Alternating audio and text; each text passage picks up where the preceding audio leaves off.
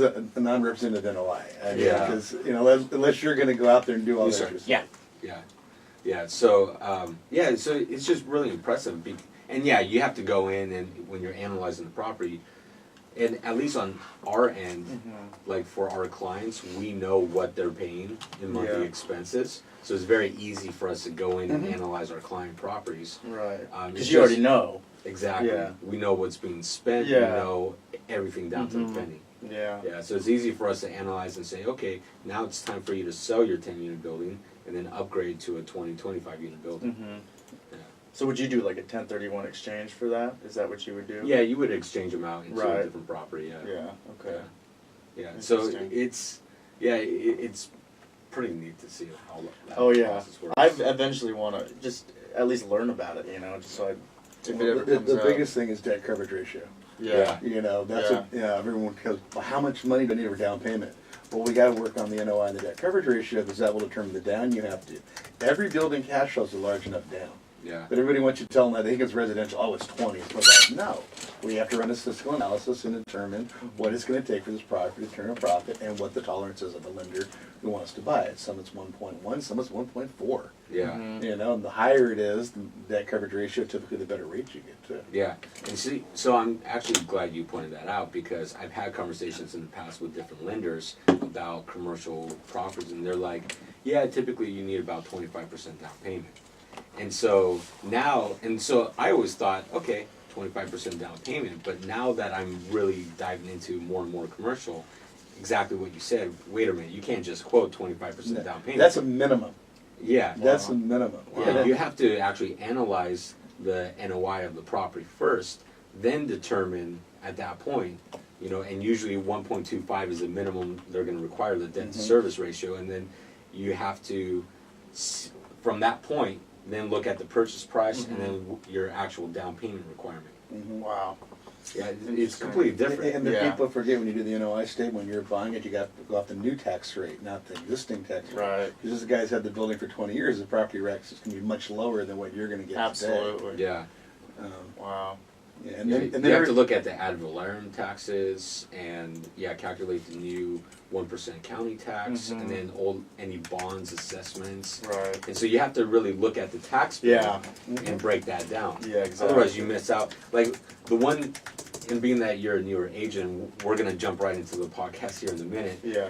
But We're live and everything, by the way. yeah.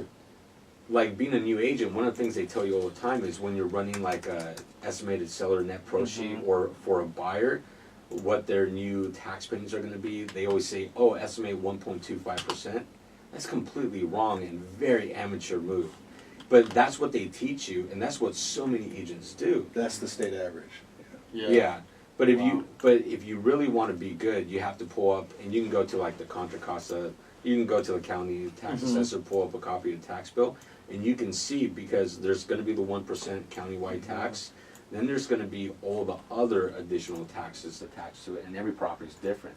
You know, if they have mellow roofs, if they have bonds, assessments. Right. Yeah. Interesting. Yeah. So we get that issue all the time. What do they qualify for? Well, first thing is what city? Yeah. You know, right. they're stretching their neck out. Richmond is about 1.6. Okay. Rest of West Contra Costa about 1.45. Go to Solana, it's only 1.15. Wow. You know, just the way the taxes are done, the way the infrastructure is, financed. No, I can't even imagine what San Francisco would be. I mean, that's got to be. San Francisco, Albany, El Cerrito, Berkeley, Oakland are all going to be in that 1.6-ish range. Okay. It's higher when you have a lower purchase price because, as Mark said, the ad valorem taxes, which are a standardary flat fee, are going to be a larger percentage on a smaller property. Okay. But by the time you get into the bigger properties in the bigger cities, that it shrinks because now it's not as large a percentage. Okay, I got you. Yeah, see, this is why I like working with Lanny. He Yeah. knows his shit. Hey, that's who you want to work with, right? Yeah. Jeez. Who people who know their shit. So Lanny, Garrett, thanks for coming on to the podcast. We're actually rebranding the name of this sub-series from Real Realtors to Highest and Best. Okay. So highest and best is a common term we've all heard in the real estate business, and so I figured that might be a little bit better, catchier name. Yeah, I like it. Yeah. So, Lanny, you're with Prime Lending. Garrett, you're with Security Pacific Real Estate. And so, again, welcome to the podcast. And I think we're going to cover quite a few interesting topics here. Lanny, you've been on the podcast before. In fact, you were episode number 1. Which, oh, wow. Cool. Yeah, he was very first guest. So it was a Nice. great episode. So for those people interested in diving deep and getting to know who Lanny Clark is, go back to episode number 1. And it's always very cool to see like the very first few Yeah. episodes and how it's all developed. How it's since. evolved. It was a lot different back then. This is a really nice setup here. Yeah, yeah, Well, you just said you had your 100th episode, right? yeah. That's amazing. Yeah, last week we hit 100 episodes. So how long did that take to get 100 We episodes? launched August 3rd. August 3rd. Yeah, so we're knocking out probably for sure 3 episodes a week. There were some weeks where we knocked out 7 to 8 episodes. Wow. Yeah, so we're just rocking. You're going. Yeah, Cool. going. We took a little break in March, and even with the break in March, that's when we hit the 100 episode. That's a good milestone. Yeah. So is this 101? No, we've already recorded probably, 4 or 5 since. Since, yeah. yeah. So this is going to be 105, 106, something like that. Cool. Yeah. Yeah. Now, Garrett, you're a newer agent Mhm. at Security Pacific, and this is interesting because you're working under your mentor right now was my mentor when I got into the Yeah. business. Yeah. So, so very interesting, and I know you're in a good spot. You're going to learn a Yeah. lot, and so we're also going to talk a little bit about how it's been for you, because you also recently just closed your first deal. Mhm. So how it's been as a challenge for you being Yeah. a new agent in this market. Yeah. So we're going to get into that. But Lanny, let's start with you, and let's get into first-time home buyers. One of the biggest questions I get is, what kind of first-time home buyer loans are out there? That's an interesting question. There's a lot of misconception around that. Basically, the first-time homebuyer programs are designed to help get you into the property, not to keep you there. Many people think it's like a Section 8 voucher where they're going to pay you money every month to help with your payment. It just doesn't work that way.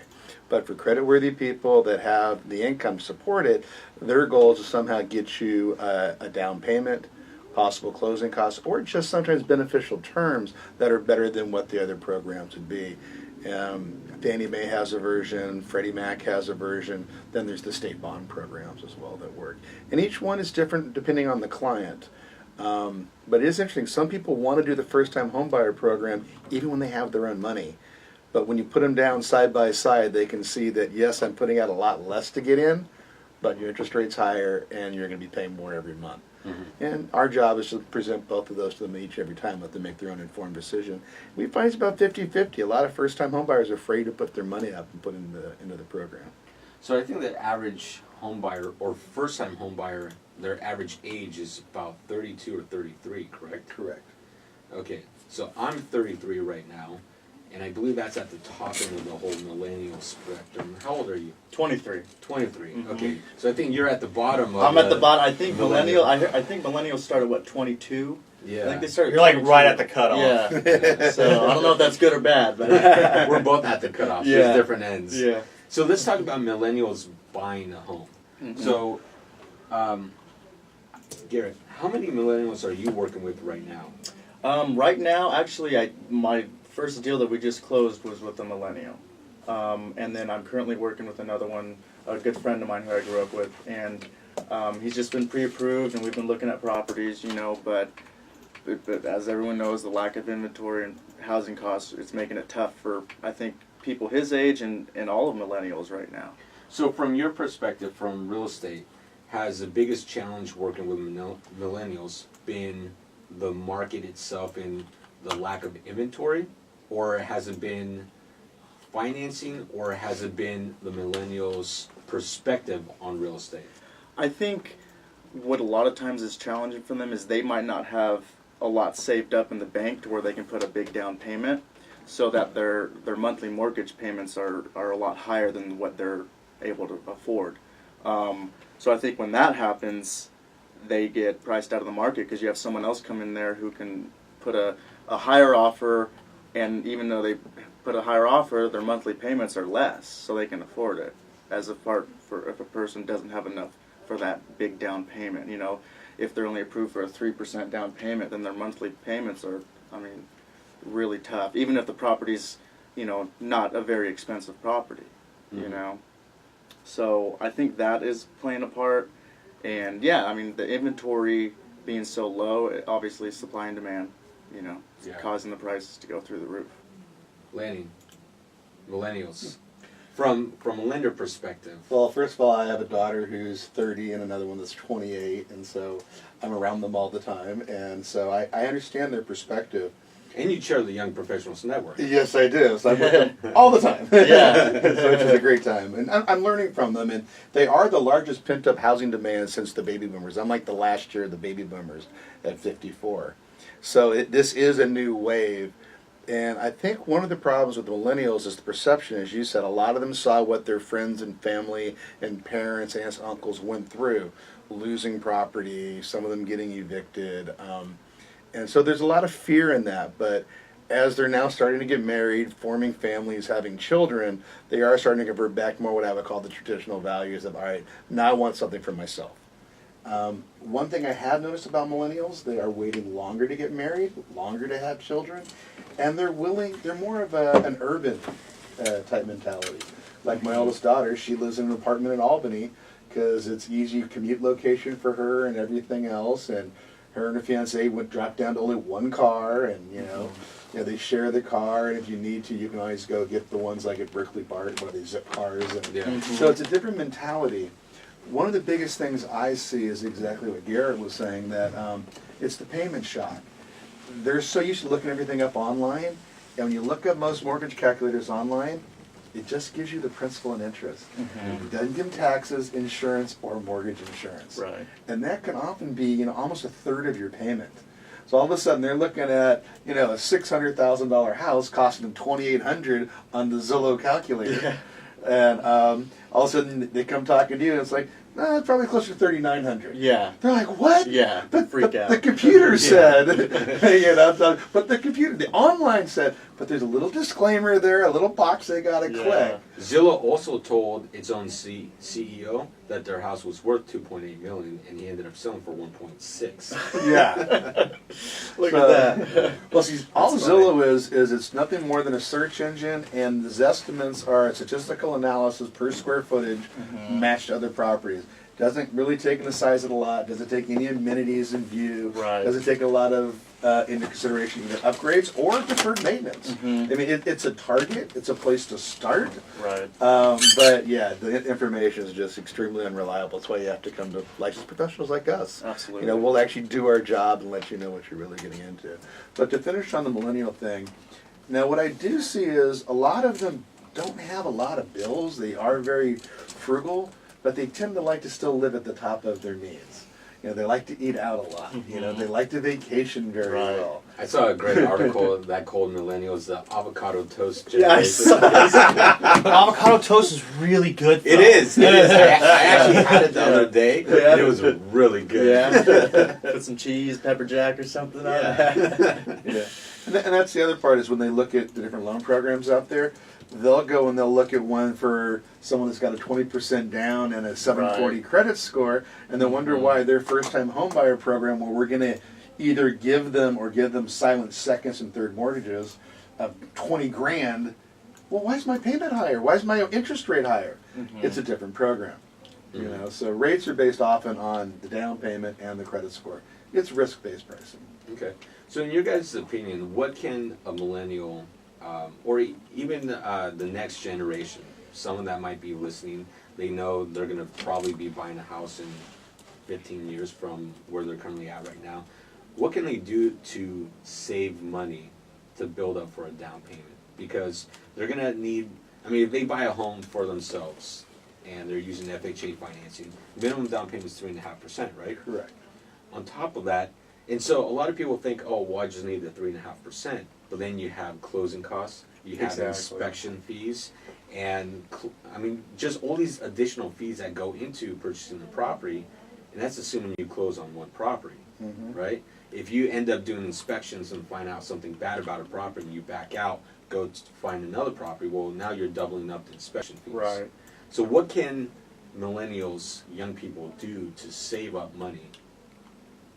Yeah, well, I think what Lanny said was great is a lot of the young people are living at the top of their financial means, you know, and whether or not that's eating out a lot or going on vacations or going to the bars and clubs every weekend, you know, that's expensive, you know. So I think if you have a goal where you want to, you know, you want to buy a home in 10, 15 years, you should start saving now. Start saving a little bit every month, you know, maybe not go out on every Friday night and that money, save that money, put it aside. You know, I think it just matter what your goals are. If you'd rather spend your money on traveling and that's what you want to do, then realize it might take a lot longer to buy a home.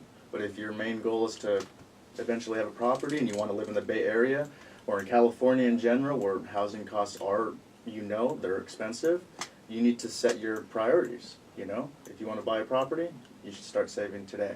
Yeah. I mean, I think if someone that's 20 years old right now starts saving up $200 a month, Mhm. $2,400 a year, they save up for 10, 11, 12 years. There you go. Now you've got your down payment inspection money. Absolutely.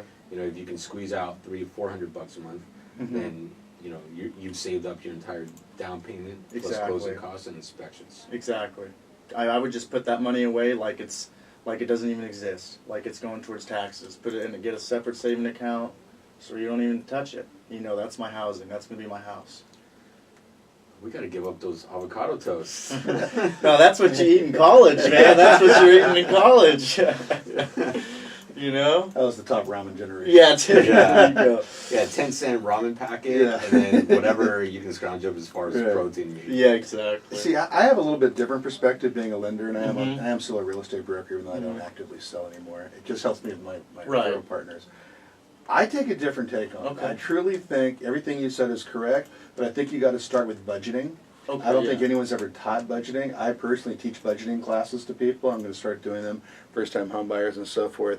First of all, I find a lot of people don't know where their money goes. So just telling someone to save money doesn't always click. So we actually have worksheets. We teach them how to budget and so forth. And part of gaining financial wealth is creating a savings, as you're saying. And in theory, this scares most people. They think you should put 20% of your pre-tax money away every month. Now, what that means then is that you're living off of 80%, and even under the current Trump tax plan, by state and federal taxes, you're still going to be paying over 40%. So that means you're living off about 40% of what your actual gross income is. And I think too many people don't do that. I do think when you budget, you can start looking at your line items. You know, I know a lot of people that don't drink, but they have a Starbucks habit. You know, they'll go 2-3 times a day. You know, $50 a day. That's Oh, $450 you're spending on coffee. Yeah. And people just don't know where it goes. So I think the other thing is to actually sit down with a reputable lender such as myself, and let's see where you're at today. Then we can work on putting you into a budget and then see where you can go. I do believe, though, if you can get in, you should get in as quick as possible. I think you want to play the game.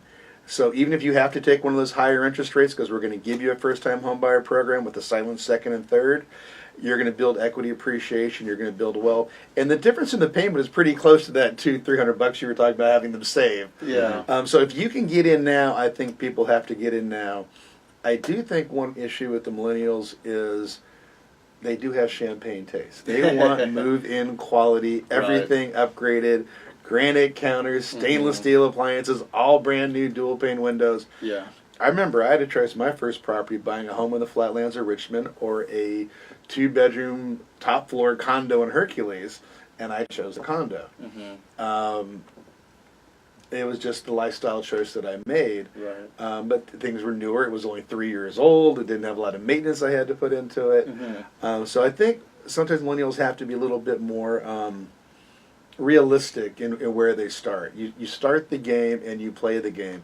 Some of the people I know that are most successful are what I call serial sellers.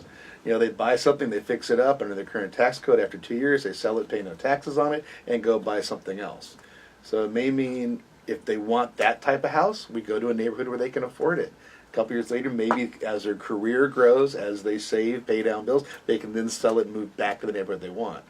Or is it the neighborhood's the most important? Well, then this is the largest unit you can get in your neighborhood. Right. I call it a geographic concession. Well, what do you want? Is it the house Yeah. or the neighborhood? Somewhere in between. Mhm. We have a lot of people here that want the big houses, but Panola and Hercules, even El Sobrante, the market's gone really hot. So Yeah. we move them into Solano County, just across the bridge, and they're paying 125,000 less for the same property. I think you bring up a couple points.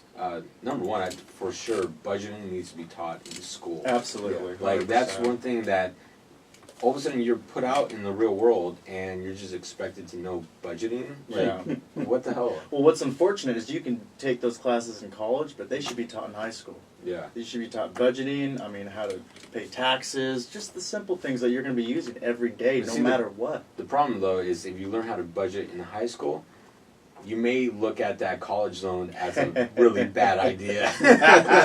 I hear you. Yeah.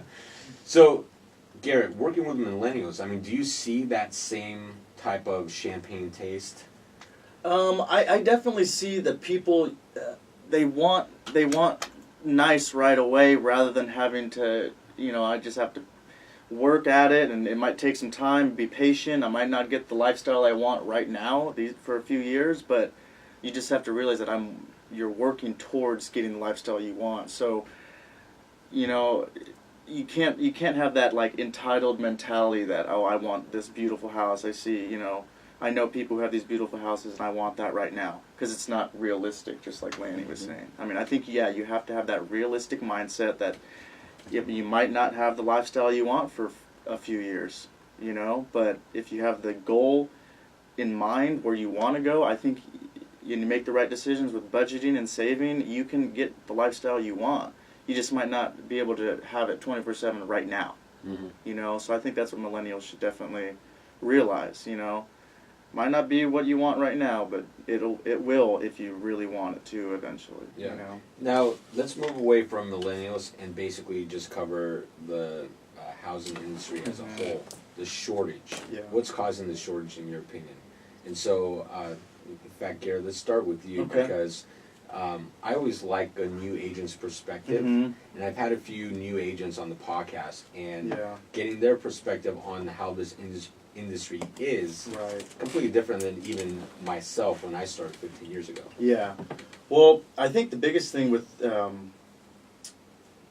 the housing crisis in California is, the amount of jobs that the economy in the Bay Area and California in general is booming. It is just, it's a great economy right now. It's one of the biggest in the world, and they're bringing so many jobs to the area, the housing isn't keeping up with it. Like, I read a stat, and I bet you saw the same exact stat. It said Santa Clara and San Mateo counties together added 47,000 jobs in 2017 while permitting just 12,000 new residential units. So that's an incredible stat to me. That's thousands of people that don't have jobs or don't have housing, and that's what's creating the traffic jams and throughout the entire Bay Area. So that's just incredible to me that we're bringing in that many jobs, but these people don't have any places to live. So I don't know how long that can. There's a tipping point. There has to be, right? So. Yeah, it really comes down to housing supply. Yeah. I think. And the fact that there's not enough housing being built. Mm-hmm. There was one attorney group that they've been studying the housing market, and they actually spoke for the California Association of Realtors back in January at their winter conference. No, actually, it was when we were in San Diego. San Diego? Yeah. And they came out with a very interesting stat that if every single family home in California, if 25% of every single family home in California was allowed to build an in-law unit, that completely eliminates the housing crisis. Wow. ADUs. Yeah. Yeah. Wow. It's at 25% of all single-family homes. And the state of California has already gone out and forced many communities to change their laws to allow for ADUs. My wife being Japanese, it's very popular within the Asian community now to want to put it in an ADU because they don't want to put their parents into a rest home. Mhm. They don't necessarily want them under the same roof. They want them to have some independence, some security, and putting them in the backyard. But a couple of years ago, you had to have off-street parking, and there was all these requirements, and if it was too large a unit, you had to go to public zoning hearings, and they've streamlined all that process. Yeah. Well, you also deal with neighbors that, they don't, not in my backyard, right? Right. I mean, there was a big case in Berkeley where this, one of the, I forgot what street, but it's all single-family homes. One of the people wanted to build an in-law second unit in the back, or they wanted to build 1 or 2 extra units in the back, which they legally could do with the zoning. City denied them because all the other neighbors around there protested and said they don't want it. Interesting. And so the city denied it. Yeah. Well, they sued the city, and the city lost. And so you even have the city basically, due to political pressure, just denying, even though it's in their own codes to allow it. Yeah. Well, I know. Yeah, a lot of the constituents in the cities and the homeowners, they're seeing their property values right now. I mean, their properties are worth a lot of money, and they might not necessarily, they don't want to see their property value go down, and they know that if the supply of homes increases, the prices are going to decrease, right? So the property owners are thinking, no, we don't want to add housing, which is unfortunate because we need housing, but we want everyone to be happy too, and people don't want to see their housing values decrease, which is understandable. Yeah. So I think that's why it's such a complex issue. There's so many parts into it. And I heard another interesting thing that from a construction project manager.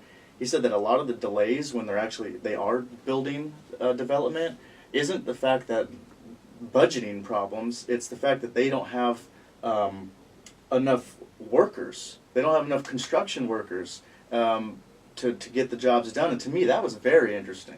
Yeah. Just, I don't know what that reason is. Well, I'll tell you the reason why is because America, as a country, we've pushed so much since like the 40s, 50s, 60s for people to go to college. You have to go to college as soon as you go to school. You have to get educated, get some kind of professional job, right? Because the trades jobs were the lowest paying jobs. People kind of looked down upon them. Unfortunately, yeah. And well, what's happened is now that's reversed. You have very few tradespeople. You have a lot of highly trained professionals, but the professionals can't find jobs now because there's too many of them and not enough tradespeople. And so now you have, like California, a lot of developers are having to hire plumbers and electricians from out of state to bring them in. Oh yeah, and they bring them in and they put them up in hotels for the entirety of the project, and then they go back to their hometown. Yeah, so for people that are in high school that don't know what they really want to do, a very good alternative is go to a vocational trade school, get trained, and then jump into being an electrician, a plumber. I mean, you're going to have job security for You're always going to need... Plumbers make a fortune if you have your own shop. Yeah. And it does, as you say, it takes about 10 years to go through the entire curriculum if you want to do it, through the apprenticeship and your continuing education. But I have clients that are coming out as plumbers, one-man crew, wife helps do the books, and they're making over $300,000 a year. But it's that thing. But it's a 10-year investment to get there. He was probably making 80, 85 most of the time when he worked for somebody else. Right. But now that he's independent, he can book his own stuff. So yeah, I agree. The trades are a major issue. The other thing is we have is the disasters we've been having. Absolutely. The fires in Southern California, the fires in Napa, all the hurricanes along the Gulf Coast last year have taken a lot of the tradespeople there because there's a lot of money there, so they just go there. A lot of people I know that are quite wealthy did come through the trades, eventually opened up their own contracting shop. And whether it be a painter or a plumber, I even know a foundation guy that's done extremely well. He was a ditch digger. He used to laugh, and now he's got a 40-man crew. And he's really, really good at everything that he does. And I do think that we need to, more empower people to make these decisions. But the other thing, what I'm seeing, and I think one of the answers is factory-built manufactured housing. It's not, actually make that change, factory-built modular housing. So factory-built modular housing is built to a federal standard. So it's not a manufactured, it doesn't have the same variations in zoning. And that's what you're seeing a lot of the ADUs. Those are those accessory dwelling units. You know, Would the tiny homes fall under that? probably not, because most of those are handmade at the current time. So basically, what a factory-built modular is it's basically built in a factory, complete climate-controlled environment, shipped down and assembled on site. In fact, you got Hono Mobo, some of the guys around here running around, and they're upgraded shipping containers. But, you know, redwood cedar ceilings, you know, giant glass windows. Right. And literally, by the time the trucks move in and the cranes move in, you can have a place you're living in a couple of days. Wow. I mean, they can put it together, then they just go and hook up all the, Right. you know, all your supply lines, you know, your sewers and water and electricity, and it's ready to go. And go ahead. and, but they're doing a lot of the accessory dwelling units too. But that allows you also to control the quality of construction even in the winter months and so forth. Okay. So I see some of that happening, and the cost is typically about 20 to 25% less for a factory built versus a stick built. And factory built, often, you know, your windows are laser cut, plumb level, whole 9 yards. Where when you have a real contractor up there, there's going to be little variances. It's like they've bought drapes. They have you measure, you know, Yeah, 9 different times, you know, to Yeah, make sure yeah. you get the actual size of it. Yeah. So I do think some of the technology is going to allow the cost to come down. And the one I'm excited about that I haven't seen yet is the 3D printing homes they're starting to do over in Asia now. Oh wow. Oh yeah, I saw a video of that of a big giant crane basically just building this 3D or printing this 3D building right on the spot. It was trippy. Yeah, and it was Technology, man, it's incredible. one of the ones I saw. I think they said it was about 45,000 done. The building itself was about 35,000, about 10,000 to hook everything up, and it was like 1,000 square feet. I mean, you look at the cost per square footage on that. You know, now they're 20% of what we're paying per square foot here. And so it'll be interesting to see how the technology, you know, helps a lot of this and gets Yeah. through the market. I used to be part of the builder division at the local builder association, and yeah, they say the same thing. Yes, we got to keep land off the books. You got to keep the open space and so forth. But where are these people going to live? And everybody wants to live in the Bay Area. Yeah, Sam pulled up some interesting stats here, and according to a Bay Area news group poll, 57% of the people pointed to developers as part of the issue for the housing crisis. But I think that's completely wrong, because developers are more than happy to keep building properties. They're just running into so many difficulties. Yeah.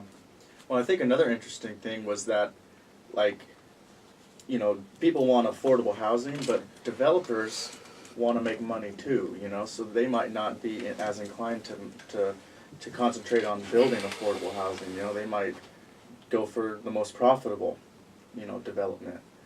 But what I also thought was interesting was that, you know, people also are blaming the tech companies, obviously, because they're bringing in so many jobs and not enough housing for people. But the housing crisis is actually hurting the tech companies' bottom line, you know. So they're putting money towards trying to get developers to build, because they need places for their new recruits and their new employees to live, because they're having a hard time keeping their employees who are at the lower end of the pay scale. Yeah, well, you have a lot of tech companies like Facebook that will pay stipends to their employees to live closer to their headquarters, Right. as opposed to commuting 2 or 3 hours a day. Right. Well, you know my wife, Laura, you've met her. So she's a hiring manager at Siemens now in Berkeley. And she just had she's hiring people now, tech writers in biotech. But she had one apply from Texas. And they're asking, you know, what her salary expectation was. And the woman goes, oh, I need to make at least 4 times what I make here in Texas to have the same quality of life in the Bay Area. Now, she was looking at Berkeley, San Francisco, Oakland, man. you know, when she did that.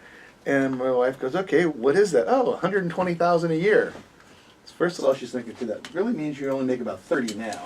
And you somehow think coming out here you're worth 120, and actually 120 is still not going to get her what she thinks is going to get her No. by the time they pay the California taxes. So Right. there's a bit of a disconnect in that.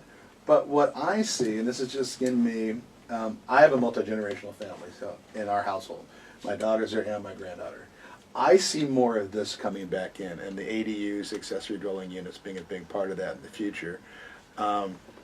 the World War II baby boomer generation, which I claim to be one of them, our first thing was try to get out of the house, get your own place, build your own Yeah. little kingdom, Yeah. and so forth. And I think we're going to, when it was just me and my wife and my son in our house is 2,400 square feet. When he'd go to bed at night, we'd look around going, what do we need all this space for? And I think we're going to actually have a higher density population coming back. I think some of the values have changed. We want to keep our children closer. We want to keep our parents closer. Right. I think that whole idea of putting your parent into a rest home. Some have to, and we know that's the case. But when possible, I think you're going to see more and more of that, which is going to help mitigate the housing crisis. We've talked about this with my wife's father. He's in his early 80s, and we made the deal with the family a while back. One of the sisters is his primary caregiver. It's like, well, if you can't do it, we'll sell his house, we'll sell my house, we'll buy a house that has his own little downstairs suite in it, and we'll move him in and we'll take care of him. Yeah. But we're not going to keep the two houses we have now. Right. And he has a nice house in Silicon Valley, worth quite a bit of money, and we have a nice home here. So we just sell it, reinvest it, and do that. And I think you're going to see more and more of that coming down the pipe, just because of the supply and demand. It has to, because when you run out of land, your only other options are to remodify what you currently have into multiple units or build up. Right. And we've already seen the in-law units. I mean, those are hot. People want them, and they don't stay on the market right now. And it's not bad too if you have a separate in-law unit you could build, maybe with its own private entrance, and you're making, as a property owner, you make a little bit of extra money. Yeah. Well, and this to show how this was picked up. A few years ago, Lennar, one of the largest home builders, they have a development called Lennar Urban. That's their more urban, trendy thing. They're building out on Treasure Island, and they're actually putting the accessory dwelling unit in the center of the house and building the house around it with the connecting door, so that mom and dad have their own little apartment built inside of your 2-story tall structure. That's interesting. It is. They got but it's just showing how popular this is becoming. The idea of keeping them close. They're like, well, we don't have to make a separate building now. We'll just carve out this section in the middle here. Yeah. That's their 1-bedroom studio. People are getting creative. Yeah. So is it difficult to finance on those units? Because I know it's difficult to finance on manufactured homes, right? Yeah, well, they both have the same biggest problem. You have to have recent comparable comps. Okay. You have to have something else that's sold that has an accessory dwelling unit. I gotcha. They really prefer 2. You might be able to get away with 1, but otherwise, how do they know what the value of that unit is? Right. So that becomes the big problem. So what they're doing now, and I've been setting up a lot on this, is people are doing cash out loans using other investment to build up their own money. But we actually have programs at our bank where we could actually help you do it. You don't need any equity built in. The problem is we have to have a comparable so we can determine what the after improved value is. Right. That's where we're having some problems. So as more and more of them go in and more of them start selling, that will loosen up the market to the financing. So the financing does exist. Right. It's the securitization of the collateral that's the issue right now. We don't know what to give you as a value. Okay. I gotcha. Interesting. So Garrett, being a new agent, what's it been like? It's honestly, I love it. I'm really loving it. And as you know, Gary Toretta, he's brought me in. He's put me under his wing, and he's given me all these opportunities. And every time he asks me to do something, I just try to say yes, and I try to be available. Because I know, especially being a new agent, and how competitive it is. With other agents who have been in the business for years and have experience and all these referrals, and they know people, it's hard for someone like me coming in, and I totally understand, I'm the new agent, why would someone want to work with me, right? But I really think, I love the self-motivation part of it. It's all on me. It's up to me to perform, so I put a lot of pressure on myself to take it seriously.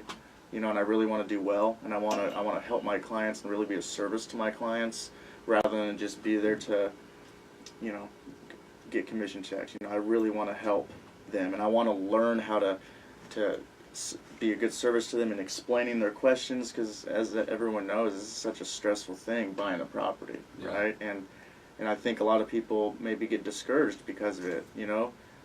It's expensive, and now that if they don't have the right person there explaining it to them, that could be an even more discouraging aspect, But, so I'm just trying to get out there and And I think the hardest thing about being a new agent is I don't have the money to market myself like other agents, you know, because I haven't been in the business. I'm fresh out of college, and so I've been doing the old school things, you know. I've been walking neighborhoods and knocking doors and doing door hangers but I'm really liking it Social so far. media. Social media It's is great. social media is a huge thing. So I've been trying to just be consistent. I think I listened to when Gary Toretto was on your podcast, and he That was a great episode. oh man, yeah. His biggest thing was consistency, right? Yeah. So I think that's what I've really been trying to do is just be consistent, show people I'm out there. I'm trying to do at least one open house a weekend. If not, I'd love to do Saturdays and Sundays, because that's how I'm going to meet people, you know. And I have no problem with working.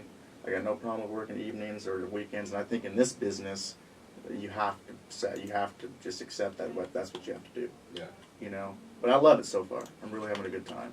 Yeah, you hit on all the most important things. I remember one time years ago when I was in the career, 15, 20 years ago, I worked 78 days straight.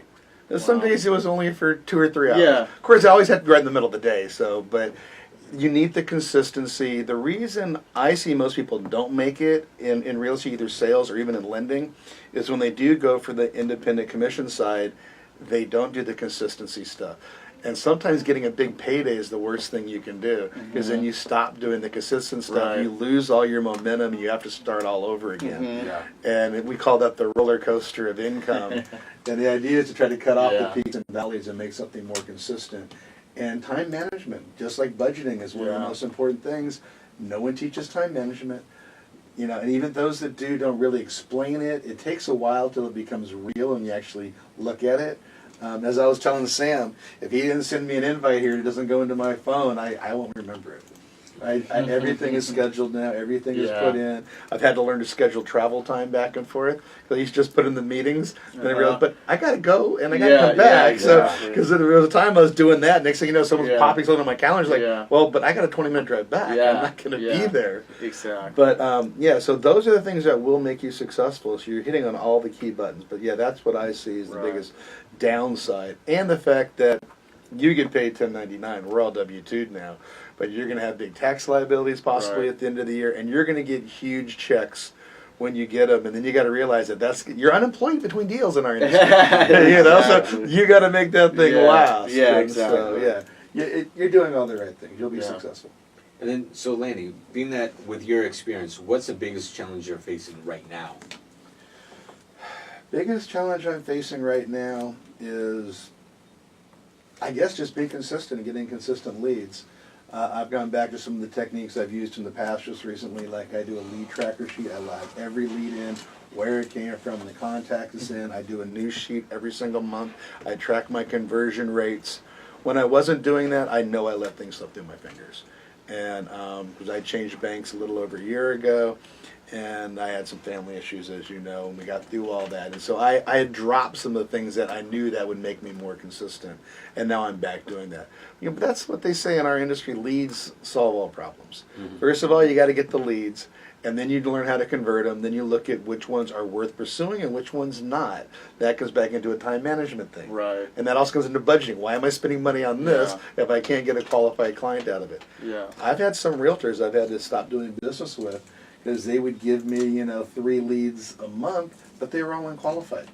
I go through 36 leads a year and I close maybe one, and it's very painful. Yeah. It's like that they just weren't a good fit. And Right. so, but by tracking things, so that's my biggest is making sure I do the same things every day. Write down what I'm doing, when I'm doing it, why I'm doing it. Right. Track where my leads come from, how I'm doing them, what realtors I'm working with at the current time. Continue to make contact with people. Continue to make contact with past clients. Yeah. I mean, you'll be surprised how many times I've heard people recently, I'll get a lead in, I won't hear from them for 2 weeks, 3 weeks, and finally, on the 7th, 8th attempt, oh, I'm so glad you called me back. Something came up, and now I'm ready to go man. forward. Look at that. Because, what is it? I think the statistic I saw was 90% of sales happen after the 8th contact. Yeah. So it's so easy to give up. Yeah. But Yeah. I actually, on my sheet, I got a little tally marks. Yeah. Every time I call them, every time I text them. Yeah. And now, back to a quick millennial thing, I've learned millennials like text a lot better than email. Yeah. Yeah. I've actually had them, you send them an email like, well, I can't find it, can you send it to me again? Yeah. It's like, I've had that you can happen search your as well. email as easy as I can, Yeah. but I find if I text it to them, Yeah. it stays in their phone, they get it, and they keep it. So that's something my consistency. I now do that with almost everybody. Yeah. I'll summarize a conversation with the text message. Yeah. Well, you know what I've heard too is they're saying now the you call someone, they don't answer. They said don't even leave a voicemail. They said try to call them a second time, try to call them a third time, and on the third time if they don't answer, then you leave the voicemail. But then send them a text, and usually they'll reply to the text. So I thought that was interesting. Yeah, California Association of Realtors did that study. Yeah. And they broke it down for agents. If you call once, you hang up. If they don't answer, call again, because the number of people that will answer on the first phone call is about 16%. It jumps to 24% on the second call. Yeah. Just because they think, oh, it must be important if someone's trying to get a hold of me a second time. Yeah. And then after that, after I think 6 more, I think they call them touches or calls, whatever you want to call them. After 6 more times, so that's a total of 8, it jumps to about 35%, something like that. And the more times you go up to like 12, it jumps to 60%. Yeah. Yeah. So I think that's, with the new agent, I'm trying to find the happy medium between am I annoying people or am I, trying to get a hold of, so I guess that's the thing that I've been trying to just figure out, how often should I be reaching out, The best way to do it is if you put yourself out there and educate, and become expert, that you don't need to worry about those stats. People just call you to do business. Right. Yeah, that's a good point. I went back to my former training and consistency. I have a call day. One day a week I call all my realtors again. You'll start getting calls again this week. I do the same thing for past clients on one day, and I do the same thing for all pre-approved clients I have now. Yeah. So it gives me, I call them the theme days, what they call them. So these are the things I do on these days. Every day I block out anywhere between an hour and 2 hours to get it done, and it keeps me in contact with the people. I tease my guys because, as you know, I have millennials. We both met them. And I call it the three-headed dragon of communication. When you're trying to find somebody, you send an email, you send a text, then you follow up with a phone call. Maybe not leaving the message every time. But that way you've tried to touch them on all 3 times, Right. especially when it's, I need that last piece of paper to go to loan docs. And I also copy my referral partner. If I'm working with a realtor, I let them know that I'm reaching out. Hey, can you help me find them? We're in this together. We're a team. Yeah. The realtor's not one side and the lender's the other. You want them working together and communicating. Yeah. That way you can best serve the client too. Mm-hmm. But all the time, because I don't know how often I hear that, oh, I sent an email out 2 days ago, I'm still waiting for the reply back. We already said millennials don't answer their emails, and I'm starting to find out my generation doesn't either. I get about 300 to 400 emails a day. Mm-hmm. And every now and then I'll make a mistake and click one I shouldn't have clicked to delete. Yeah. But if you tell me through a text or a phone call, hey, go check your email, I'll go back and find it. Yeah. And so these are some of those things that I'm having to do. I know it seems a little bit overly simplistic. Theme days, record keeping, tracking what you're doing. But it works. Because otherwise it just falls to the cracks. And I do a to-do list every single day. Yeah. I write them out. The old Big Rock story, Mm-hmm. You've heard Big Rock story, right? No, I haven't. So just make it quickly. So as a college professor, sits there, walks up to his class, and he goes, okay, here's a big glass jar, and he put down a big pile of rocks. So he goes, okay, let's see, we're going to fill the jar up. So he pours all the big rocks into the jar. He goes, is the jar full? Half the class goes, yes, so the half's not even paying attention. He goes, watch this. Then he pulls out another little jar of pebbles, and he pours the pebbles in. So the pebbles fall in between all the big rocks. He goes, is it full now? Now he got about 70% saying, yeah, it's full. Watch this. And he goes, you put sand in. And he puts sand. The fan is now filled all up. Is it full now? Now like 90% of the people are saying, yeah, it's full. Then he takes water and pours it on top.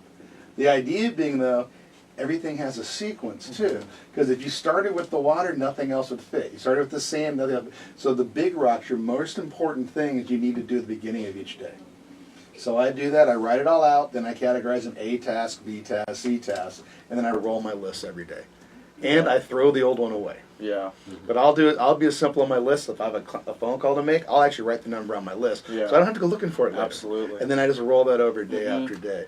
Yeah. But those are some of the ways that I'm able to try Oh, to yeah. keep track of what I'm doing. Yeah, I keep a planner, and I don't even use my phone calendar because I throughout just growing up, to me, writing things down and seeing it in front of me and just being able to open a planner and see what I have and being able to cross things out, you know, or add notes when I need to me, that's the best for me. That's the best thing. And I keep that. If I lost that planner, it would be bad, you know. I mean, that has everything I need to do, and that way, as soon as I think of something I need to get done, I write it down, because if I don't, I'll forget. So you guys know me. I like to digitize everything. Yeah. And so I use Gmail's G Suite. Okay. And so they do a phenomenal job in combining all this, and it's $10 a month per user, especially if you have a team and you can completely manage it. But you can add different apps to it. So Gmail works really well with Google Calendar. You can set up reminders, but then there's for lead tracking, I use Streak for Gmail. It integrates right into your tabs on the left-hand side of your Gmail account, and that way you can keep track of all your leads and move them into like basically buckets. Yeah. And then I use another task app called Yanado, which also incorporates right there. So all I have to do is log into Gmail, and it's all right there. Interesting. It's all customized, which is pretty amazing. Yeah. Yeah. So that Well, works for me. As Marc said earlier, that I'm the current president of YPM, but he was the two-time former president, so he taught me a lot of this stuff. Like one of the tools I used was Time Trade.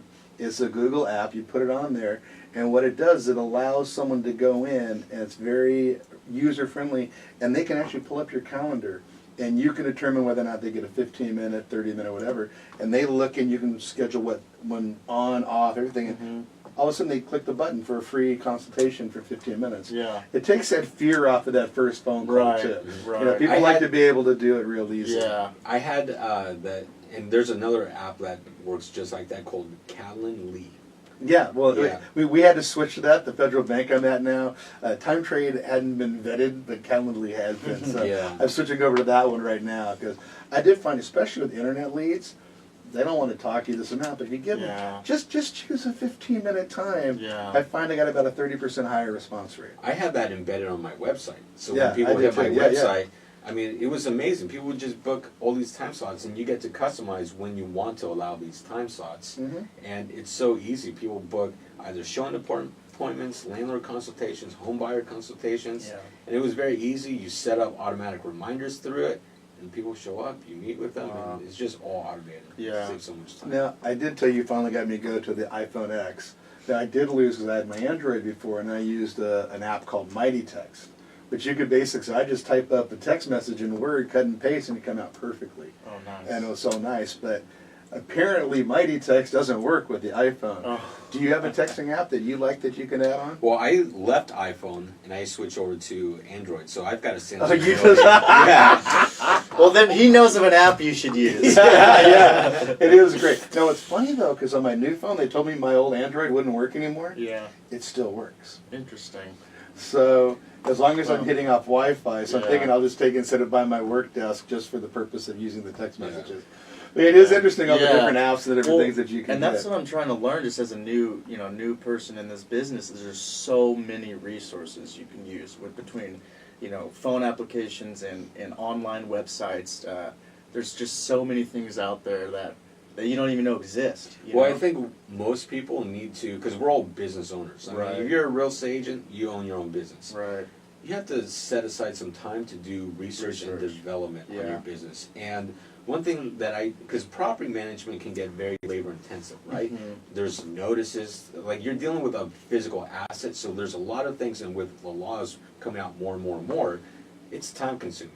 So one of the things I've been working on is how do I minimize all these time consuming Right. activities? How can I automate this business even further? So sit down, I Googled for about 2 hours and found some amazing companies that I've been interviewing now. And now we're registering with 2 different companies to automate certain parts of the business that is going to save my staff probably a third of their day. Wow. Now we can focus on more important tasks and managing more properties. Right. Exactly. We have a term for that, again, going back to my old coaching and stuff. You need to spend time and schedule it to work on your business, not in your business. And that's the part people don't do that. And you should do at least 10% a week, I would think. You need to Absolutely. be going over, looking where you're at, what's working, what's not working, not just sitting there answering client calls and emails and text Yeah. messages all day long. Yeah. As you say. Otherwise, your business will never grow. You'll reach a certain point, Right. and that's it. That's why, doctors, they have nurses, they have a billing person, they have an office manager, so you need other people you can delegate, Yeah. There's no reason you have to do it all, but many people don't get that. Right. And so they try to do it all themselves, and then all of a sudden you reach a certain limit and you'll never go past that. And sometimes when you feel like you need an actual person to delegate to, you don't always have to hire an in-house person. There's a company, Dodson Property Management. They're on the East Coast, extremely popular. They manage 100,000 units. They have virtual assistants. Yeah. Wow. Like, they don't even have assistants in their office. It's like virtual assistants that they just know over the internet, handling a lot of the time-consuming tasks. Right. But they automate everything, and that's how they can easily manage 100,000 units. Well, it comes back to what Lanny said, is time management.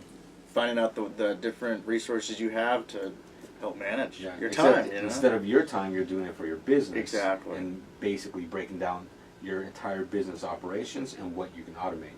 Right. Yeah.